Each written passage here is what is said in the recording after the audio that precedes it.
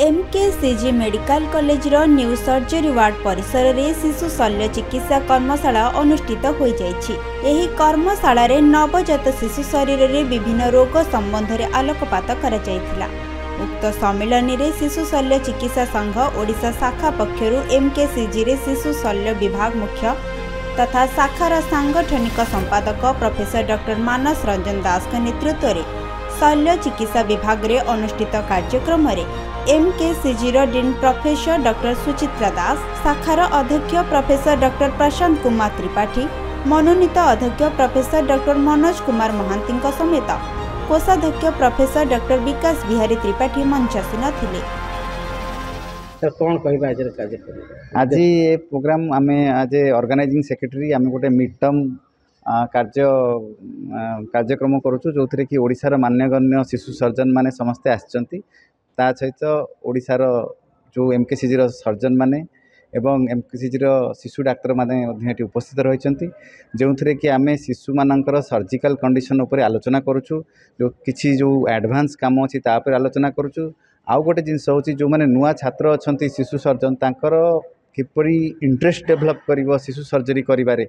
जहाँद्वारा कि बहुत शिशु सर्जन तैयारी हेले से माने काली बहुत पिला मानकु सेवा दे पारिबे कारण ओडिशा रे एबे भी बहुत छुआ अच्छा जो मान सर्जिकल कंडीशन को संपूर्ण सेवा देवाई डाक्तर अभाव अच्छी। तेणु जदि शिशु सर्जन आहरी बाहर आ लोक मैंने जानवे जे शिशु सर्जरी को द्वारा ही चिकित्सा कले आम छुआंकर रिजल्ट भल हम ताहले भविष्य को यह सब भल संभावना रहिबो। एही कर्मशाला रे एमकेसीजी शल्य चिकित्सा विभाग प्रोफेसर डॉक्टर शिव प्रसाद पटनायक, शिशु विभाग associated professor doctor Manas Ranjan Mallick, Cuttack स्थित Sardar Vallabh Bhai Patel post graduate institute of paediatric doctor Srivatsa Nayak, Bhubaneswar AIIMS professor doctor Krishna Das, अतिरिक्त professor doctor Akash Bihari Pati, senior resident doctor Manita Tamang योगदान करी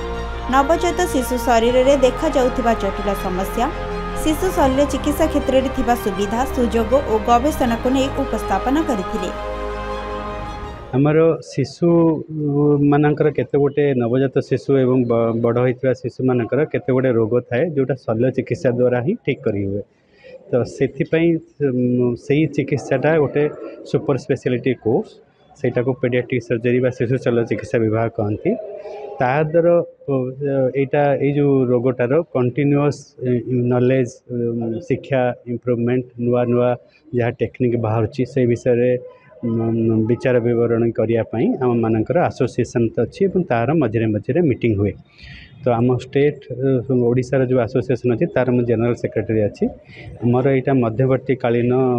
गोटे मीटिंग अच्छी बरहमपुर एमकेसीजी कॉलेज रे यहाँ पाखापाखि 13 वर्ष पर आउ थे बरहमपुर होगुरी 13 वर्ष तले होता। शिशु विभाग रे पीजी करुथिबा तथा सीनियर रेसिडेंट भावे कार्यरत युव डाक्तर को शिशु शल्य चिकित्सा क्षेत्र में अग्रसर हेबा निमंते उत्साहित करा जायथिला। ब्रह्मपुर संजय कुमार विश्वाल रिपोर्ट, खबर ओडिशा।